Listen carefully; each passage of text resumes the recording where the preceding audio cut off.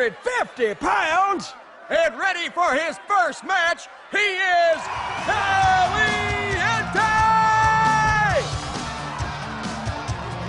This guy's really showing up for the cameras tonight. Spoiler alert, Hulk Hogan is an asshole. I mean, he seems to operate under the perpetual delusion that he's not only bigger than the company currently signing his checks, case in point, that 10-point font is the only time you'll see TNA mentioned in this freaking thing, but also, in fact, bigger than his entire industry. His ego buries talents, kills promotions, and is exactly the kind of thing that holds back professional wrestling.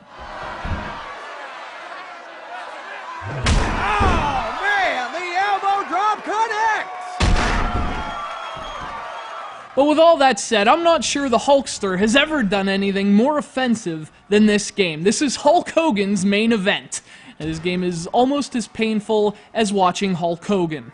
Brother. He's going for the pin! Kicks out just in time!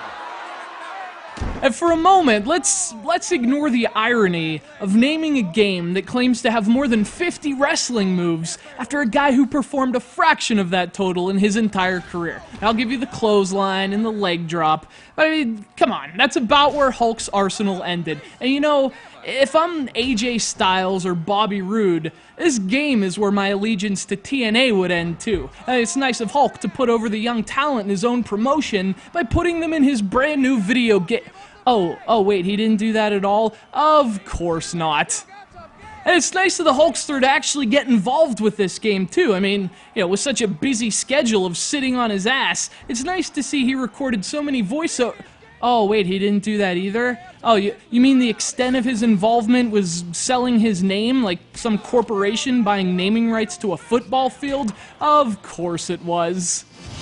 Hogan watches on as his protege battles his foe. This guy's really showing up for the cameras tonight. This game is essentially a wrestling-themed Punch-Out clone for Kinect, and a few years ago, I would have shit my pants in excitement over a premise like that, but it has become abundantly clear in this burnt-out, post-Wii apocalypse of motion control that motion is best used to complement traditional controls, not to replace them. And if you weren't already convinced of this, well, the Hulkster proves it with all the ferocity of a leg drop, brother. What you gonna do when this game won't respond to you? And he jumps out of danger.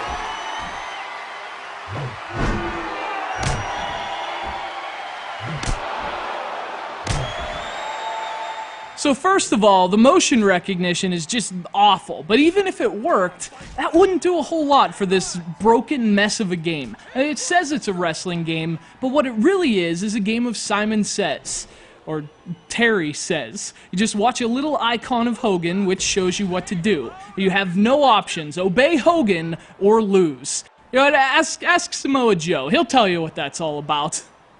And secondly, the matches themselves are just predetermined sequences of events. You're never actually in control of the match. You just stand there, do the opening bit, which basically is the punch-out part, and then move on to the next series of moves. And the game decides what and when. You just do it.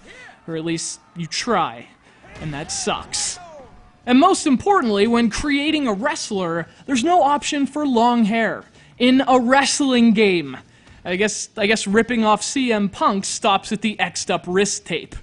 As a huge wrestling fan, I don't like to insult legends like Hogan, but his match with Andre was a long time ago, and Kinect is f***ing terrible. That doesn't bode well for Hulk Hogan's main event.